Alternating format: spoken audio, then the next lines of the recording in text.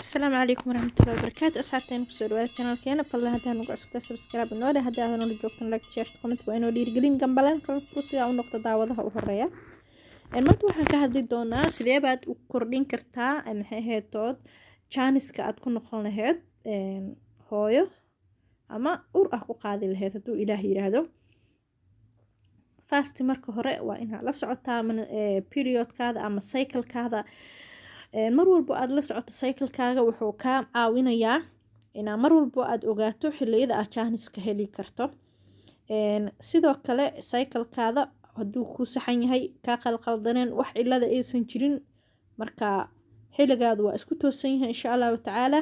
cyclekaada la soco bil walba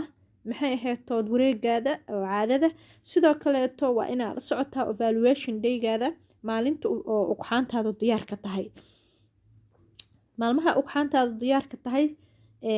waa inaad garan kartaa haddii aad la socoto cyclekaadana si wanaagsan ayaa ula socon kartaa ugxaantaada maalinka ee diyaar ka tahay sidoo kale waa inaad stress iska ilaalisaa wax stress aadan isku furin maalmahaas sidoo kaleeto waa inaad maalmahaas shaqada si wacan aad u samaysataa insha allahu tacaala waa wada taqaaniin shaqada sidoo kaleeto after shaqadana waa inaad maxaad relax qaadataa ama nasiino qaadataa ilaa 15 daqiiqo sidoo kale waa inaad qaadataa supplementsyaasha oo fitamiinada ah oo jirkaada ka maqan yahay mar walba oo jirkaada fitamiinadiisa aad la socotana waxaad awood u yeelanaysaa inaad la socoto wixii fitamiina oo kaa maqan iyo wixii kugu saa'ida mar walba jirkaada fitamiinkiisa la soco haddaad umarnahayna kama maarano fitamiinada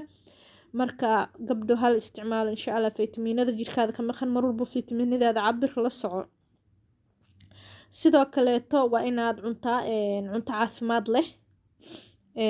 maasha allah biyo fara badan aad cabtaa biyaha caadiga ah aad ay u wanaagsan yihiin jirka ayay qurxiyaan sidoo kale caafimaadkan way ka qayb qaataan dheefshiidka way ka qayb qaataan marka intaas ayaa maxay heetood kaa saacidi karto insha allahu tacaala haddaysan cilad kale jirin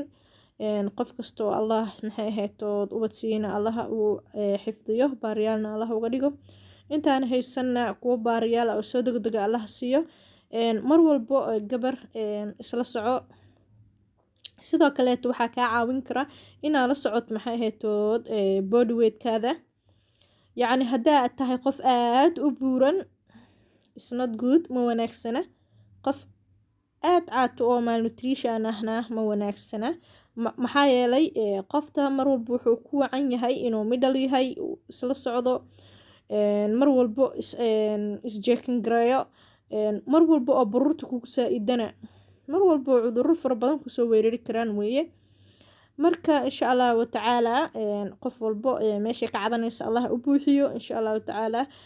inta gabar oo nagu cusub ama wiil iyo gabarba nagu soo biirayna aad ayaan u soo dhaweynaynaa maasha allah inta hadda soo socotan waxaa idin dhahaynaa welcome intii hore noola joogtana sideedii hore noola jooga laagtana noo saara laagta maxay tahay meel fara badan ayayna gaarsiinaysaa